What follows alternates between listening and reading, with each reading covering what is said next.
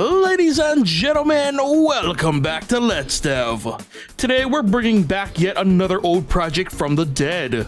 That's right, we are reviving the Demolition Derby project we started quite a while back. At the time, I was still learning how to properly use angles and the like to emulate a car game.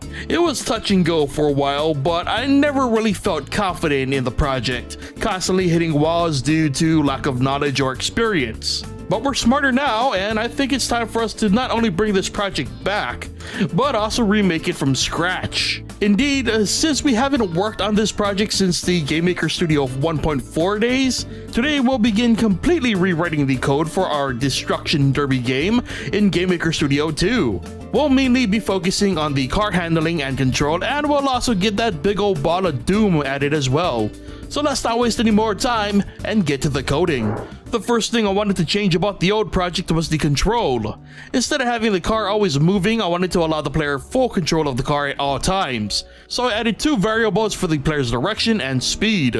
I then used a clamp to define our top speeds moving forward and back, and then I tossed all that into a script to keep things nice and clean. So far so good. While stopping was immediate, the rest of the code was working pretty well. Back to the code, I added checks for speed, and if they weren't at zero, depending on the car's speed, it would add or subtract speed to emulate friction. This meant when the player lets go of the acceleration button, the car would now slowly come to a stop instead of the immediate stop we had going on earlier.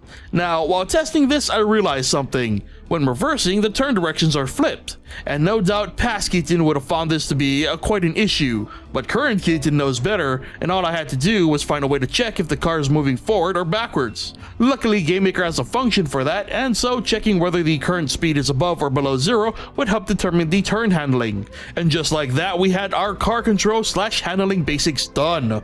Next, I wanted to get the collisions with the walls / solids down before anything else. I've already got some collision code added that I've used for just about everything, and really all it does is try to keep things out of walls. So in addition to that, I wanted the car to bounce when it hits a wall, as you'd expect in a demolition environment. This bounce would also momentarily remove player control to simulate the impact's effects on the car. It wasn't until I tested the code that I realized I was not only overthinking this, but also forgot to apply the car's speed to the collision check. In other words, no matter how long I do this, I still make silly mistakes.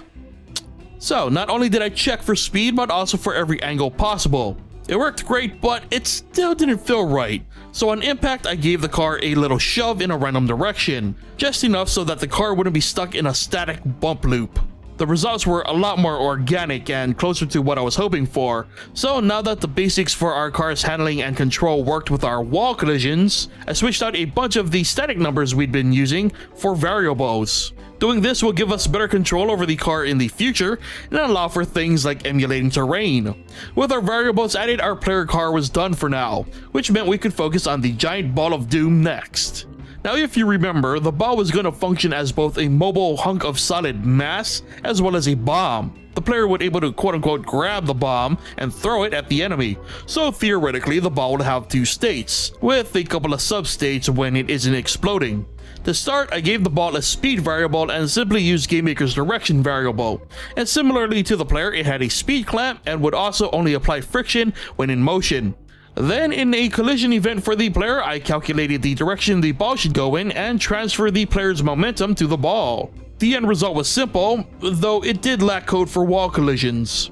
So I added those wall collisions to the ball, similarly to the player checks for the ball collisions.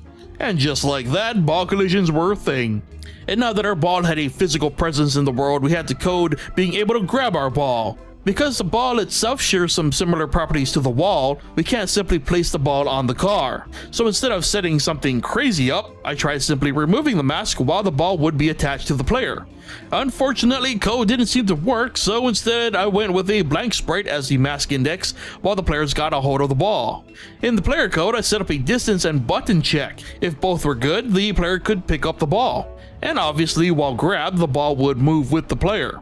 And with that working as we'd hoped, we now had to code the ability to throw the ball. So going back to the player code, I added / modified a few variables that should have sent our ball flying in the direction we're facing. Unfortunately, I ran into some issues, partly due to the collision masks interfering with the movement. So instead, I had the ball placed in front of the player and then had the movement activated. That didn't work.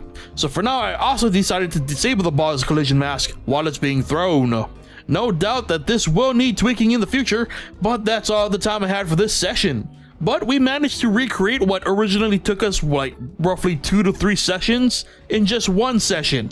It's a solid start, and now that most of the basics have been recovered, we can look towards adding all the other features. But for now, that'll do it for this episode of Let's Dev. So remember that if you like this video or enjoy Let's Dev in general, be sure to hit that like button. If you aren't already subscribed, be sure to hit that subscribe button, and be sure to turn on notifications so you never miss a new episode. And as always, be sure to leave your thoughts on our progress in the comments section below. Thank you so much for watching, and I'll see you guys next time.